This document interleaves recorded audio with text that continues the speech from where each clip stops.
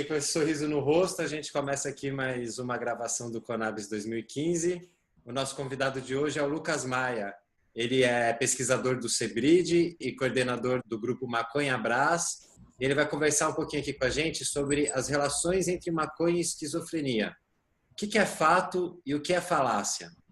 Então, Lucas, antes de começar essa nossa conversa, eu quero agradecer aí a sua disposição em participar do Conabis, né? O fato de você ter aceitado o nosso convite, alta hora da noite hoje, a gente aqui gravando, mas vale a pena poder partilhar um pouco desse conhecimento. E, cara, já começo fazendo uma pergunta aqui para você. É verdade que a maconha pode causar esquizofrenia?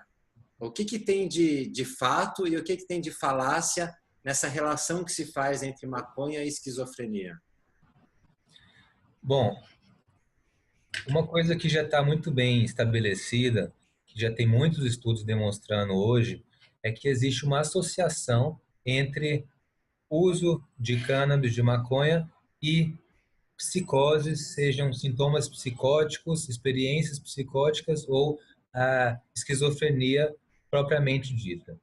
Acontece que muitas vezes se extrapola esse dado de que existe uma associação dizendo que a maconha causa esquizofrenia. Então, vamos olhar melhor para essa relação. O que quer dizer uma associação em termos da epidemiologia? Foi pegado um grupo de pessoas que tiveram algum episódio de psicose, podem ser um grupo de esquizofrênicos ou que só tiveram sintomas, e dentro desse grupo, quantos já utilizaram maconha na vida? Então detectou-se que no grupo que teve que usa maconha, houve uma incidência maior de psicoses. Quer dizer o quê?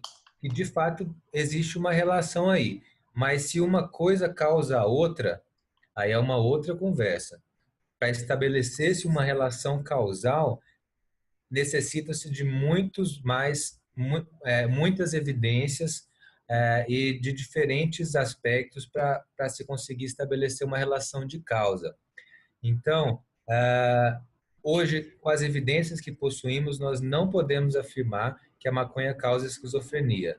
Isso é um fato e, ao mesmo tempo, é uma falácia quando se fala que causa, porque ela extrapola um dado que não diz que realmente é uma causa. Nesse contexto, o que já se sabe que são fatores que pesam nessa relação são alguns fatores de risco. Desses fatores de risco, os que estão cada vez mais bem claros são fatores, primeiro, fatores genéticos de susceptibilidade à esquizofrenia. Então, se a pessoa tem um histórico familiar, por exemplo, de transtornos psicóticos, ela pode ser vulnerável a efeitos da maconha, assim como também de outras substâncias psicoativas, que poderiam exacerbar e talvez precipitar uma crise psicótica. Acontece que só esses fatores genéticos não são capazes de explicar totalmente uma pessoa que teve um episódio psicótico depois de utilizar maconha. Algumas pessoas, mesmo com fatores genéticos, não desenvolvem. Então, ela pode explicar em partes. Outra coisa que é colocado também em alguns estudos tem demonstrado que influencia-se nessa relação são fatores ambientais diversos, como, por exemplo, histórico de abuso sexual, estresse muito elevado, diferentes condições ambientais que podem levar a exacerbar ainda mais essa predisposição que a pessoa pode ter. E falando especificamente sobre, no caso do uso da maconha, alguns fatores que também parecem influenciar nisso são, por exemplo, o padrão de uso. Então, quanto maior o uso mais frequente parece ter uma associação mais forte, né, com a psicose, Da mesma forma que potência, maconhas de potências elevadas em THC parecem que também têm levado a casos, levado também já é uma palavra um pouco que diz que pode induzir, mas de fato pessoas que usam, principalmente na Europa, que têm usado variedades de canas muito potentes em THC, skunk, haxixe, tem mostrado uma incidência maior de esquizofrenia.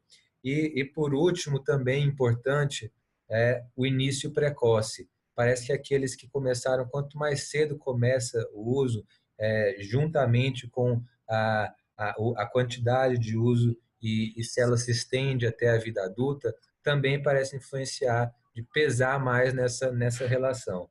Então, tudo isso está envolvido, né? Mas, de fato, a gente, mesmo com todas essas evidências indicando alguma possível associação, a gente não consegue explicar ainda se ela causa.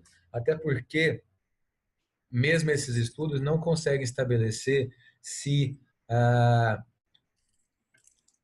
a pessoa começou a utilizar, mesmo ela tendo começado a utilizar maconha antes de ter um primeiro episódio, pode ser que a sua própria predisposição genética e a sua composição psíquica leve ela a utilizar substâncias psicoativas. É uma teoria que se fala de fatores de risco comuns. Os mesmos fatores de risco que levam a pessoa a ter esquizofrenia também levam ela a utilizar cannabis.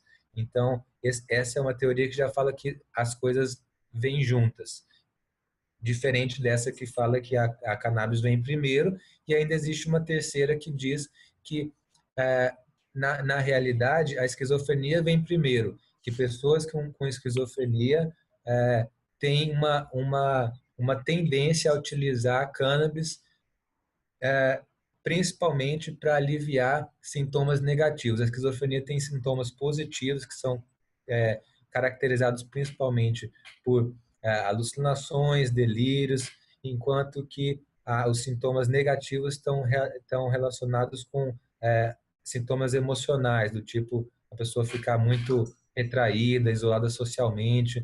Então, alguns estudos sugerem que esses sintomas de retraimento emocional podem ser atenuados pela cannabis. É como se ela preferisse ter alucinações e delírios do que ficar isolada socialmente. Essa é uma outra teoria, é como se fosse chamada teoria da automedicação. Então, são essas três. Embora, além de tudo isso, existam muitos fatores de confusão nessa relação. Para citar um deles, eu vou citar o caso do tabaco. Recentemente foram divulgados estudos que mostram que o tabaco, ou sugerem que o tabaco também também tem uma associação com a esquizofrenia. E se a gente for pensar que muitas vezes, principalmente na Europa, e muitos desses estudos que a gente está citando foram feitos na Europa, o uso é muito comum do uso de maconha e tabaco de forma conjunta. Então, se o tabaco também tem uma associação, ele não pode ser um confundidor nessa relação. Será que é a maconha? Será que é o tabaco? Provavelmente nenhum dos dois. São todos esses fatores juntos que a gente está falando. O fato é que existe uma associação. Enquanto não soubermos muito bem como é essa associação, no mínimo temos que proteger pessoas que são vulneráveis. Então, com histórico familiar de esquizofrenia, não se aconselha utilizar maconha, principalmente aquelas com alto nível de THC. Em contrapartida, já se sabe que o canabidiol tem efeitos antipsicóticos. Então, cannabis com alto nível de canabidiol ou até com baixo ou quase nada nível de THC podem ser até como uma forma de medicamento para pessoas com esse tipo de sintoma.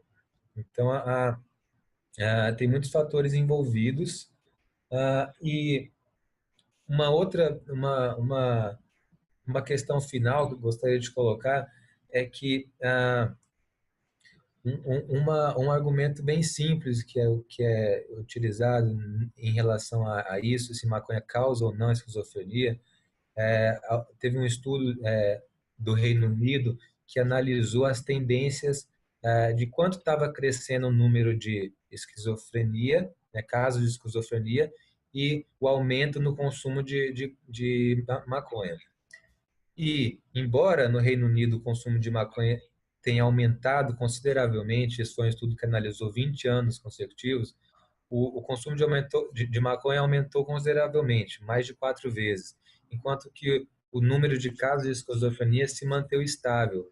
Então, seria de se esperar que se maconha realmente causasse esquizofrenia, ela, o número de casos de esquizofrenia também aumentaria na mesma proporção, ou pelo menos aumentaria um pouco mais do que esperado, e não é o que aconteceu, elas se manteram estáveis. Então, mais um fato que coloca em xeque se a maconha causa ou mesmo. E para finalizar, um estudo que saiu agora, agosto de 2015, acompanhou por mais de 30 anos, desde a adolescência até a idade adulta, americanos, é um estudo da Universidade de Pittsburgh, avaliou isso e eles perguntaram ano a ano para as pessoas sobre o consumo de maconha e sobre saúde mental, não só sintomas psicóticos, mas também depressão, ansiedade. E depois desses 30 anos de observação, acabou de ser publicado um estudo, não se verificou uma associação entre maconha e sintomas psicóticos, nem mesmo no caso da ansiedade e da depressão. E eles argumentam na discussão do artigo que o contraste encontrado em relação aos outros estudos que já mostraram uma associação é porque esses outros estudos, a maioria deles avaliou em pontos, por exemplo, em 30 anos avaliou 3 vezes, de 10 em 10 anos, enquanto que esse outro avaliou de ano em ano. Ele também separou em grupos de pessoas que iniciaram na adolescência e pararam, ou iniciaram e continuaram, ou iniciaram na idade adulta. Então, foi um estudo muito bem desenhado e ele não verificou essa associação. Então, tudo isso mostra que, em termos de evidências científicas sobre essa relação entre maconha e esquizofrenia, há, há, há, há evidências contraditórias, de forma que não podemos afirmar com certeza que uma coisa causa a outra, mas podemos ser cautelosos no sentido de aconselhar que pessoas com histórico familiar evitem ou pelo menos procurem variedades de maconha com menor nível de THC. Então, em resumo, para sintetizar um pouco o que se falou, a primeira coisa que a gente faz, se for usuário de maconha, é ver, pesquisar na família se tem algum histórico, né, de doença mental, de esquizofrenia, seja de surto psicótico, de depressão, e aí já ficar um pouco mais esperto, né? E além de ter alguém na família, se estiver vivendo um momento da sua vida muito tenso, vivendo numa cidade ou em um meio que está te causando muito estresse, com questões emocionais muito fortes, acho que aí talvez você tenha dois motivos para ficar atento, né? Então, em suma, é ir vendo esses fatores de risco que você comentou e ficar mais esperto, de preferência até procurar algum especialista, um bom médico, psiquiatra ou um psicólogo para acompanhar e lidar com esses outros fatores que às vezes também são fatores de desencadeamento aí de um surto, tal. Você comentou aí por cima que de repente não há uma associação, mas não se sabe o que vem antes, o que vem depois. Você falou da automedicação e até o professor Dartil comentou também que às vezes a gente acha que uma pessoa ela é viciada, dependente da maconha, e ela está fazendo uma automedicação, seja para ansiedade, para depressão. E no caso da esquizofrenia, se eu não me engano, às vezes a gente tem a tendência à esquizofrenia, mas não sabe disso, né? Tem uma fase mais latente, uma fase mais manifesta da esquizofrenia. Como é que é isso? É, ah, é um pouco obscuro isso, né? Porque, ah, como a gente estava falando, em fatores que geram susceptibilidade. Às vezes, uma pessoa pode ter uma predisposição genética, mas vai depender de fatores ambientais, como você citou, por exemplo, um ambiente muito estressante, que podem desencadear essa crise, né? Então, vamos supor, pode ser que em uma determinada fase da vida a pessoa esteja fazendo um uso de maconha normal e não esteja manifestando esses sintomas. E enquanto que em outra fase, em outra fase da vida, onde outros fatores, por exemplo, o estresse ambiental, se juntem a são fatores que vão se somando, pode levar a uma crise. Acho que é uma relação muito delicada que depende de muitos fatores, então é difícil determinar. Ah, de fato, às vezes é muito difícil uma pessoa mesmo saber se ela tem um histórico familiar. Muitas vezes ela não sabe, né? Então, eu acredito que, em termos de políticas públicas e saúde coletiva, ah, nós deveríamos buscar proteger a sociedade como um todo, né? Então, considerando que alguns indivíduos vão ter uma chance de ter esquizofrenia, as políticas têm que buscar proteger esses grupos de risco. E isso envolve, por exemplo, garantir o acesso a variedades de maconha que não tenham quantidade de THC diferentes. Porque, por exemplo, se diz também, alguns estudos têm mostrado que o teor de THC na maconha tem aumentado ao longo do tempo. Não é algo muito bem estabelecido ainda, mas alguns estudos sugerem isso. E ah, parece que o fato de ser uma substância ilícita e considerando que o lucro tende a ser maior com variedades mais potentes, o próprio proibicionismo tem contribuído para esse aumento do teor de THC. Então, pensando em políticas públicas, deveria ser feito o oposto, né? Garantir uma qualidade controlada com níveis, quantidades sabidas desses compostos, quantidades, por exemplo, de CBD. Então, para que algumas pessoas que talvez imaginem que tenham alguma tendência possam utilizar quantidades, mesmo que ela decida utilizar quantidades de THC menores. Em suma, você acredita que a legalização, a regulamentação da produção e do comércio da maconha, ela vai favorecer a proteção desses grupos de risco? Eu acredito que sim, porque a gente tem uma forma de controle de qualidade e, da mesma forma, também tratamento. Só o fato de ser ilícito também já causa um dano e distancia as pessoas do serviço de cuidado. Bom, eu acredito que mais do que proibir de forma que evitar o primeiro uso, né, eu acho que não tem funcionado a proibição para evitar esse uso. Os, os governos deveriam investir em prevenir um uso abusivo, dependência e o tratamento dessas pessoas. Eu acredito que investindo nisso, prevenindo o uso abusivo, também vai estar se prevenindo, por exemplo, a esquizofrenia. Por outro lado, Lucas, eu estava pensando aqui, no nosso congresso a gente tem falado muito da cultura canábica na cultura de massas e do quanto essa coisa da mídia, da internet, mesmo da televisão, do rádio, dessas mensagens massificadas, como elas implicam nas nossas políticas de drogas.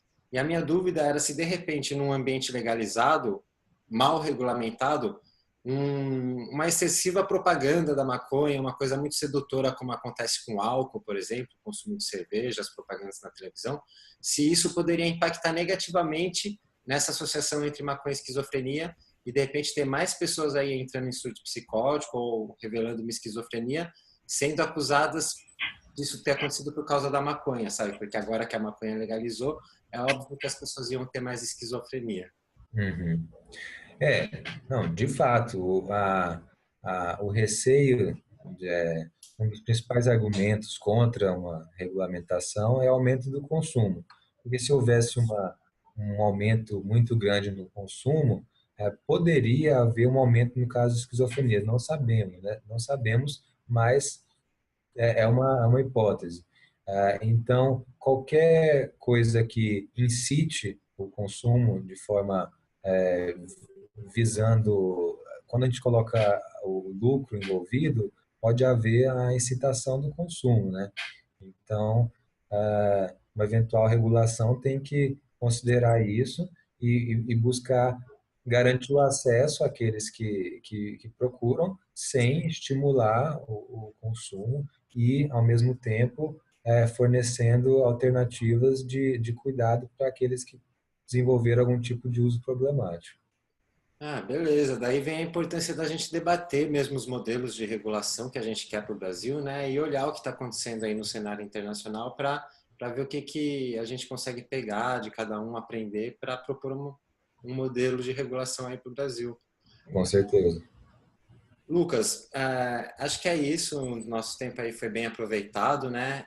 Quero agradecer mais uma vez a tua presença aqui no Conabs, dizer para o pessoal de casa aí para continuar assistindo o congresso, entrar no site da Associação Canábica, que é o canábica.com.br, ler lá os artigos que tem, entra no site do Maconha Brás também, ou na página do Facebook, acompanha esse trabalho. E, Lucas, passo a palavra para você, se de repente você quiser passar mais alguma mensagem, quiser dar mais uma fechada aí nas ideias, senão tá por aí, Uhum. tá bem feito. Obrigado. Eu que agradeço, Fernando. Eu só gostaria de colocar, já que você citou o grupo Maconha Brás, ah, dizer um pouco qual foi a, o que levou à criação desse grupo e qual o papel que ele se propõe a fazer, né? Porque eu acredito que é algo que é necessário cada vez mais no Brasil para ampliar as discussões sobre isso. Então, o que nós vemos é que existe está se aumentando cada vez mais, e, né, isso é bom, as discussões sobre isso, sobre esse tema, mas muitas vezes essas discussões são pautadas com argumentos que não são científicos.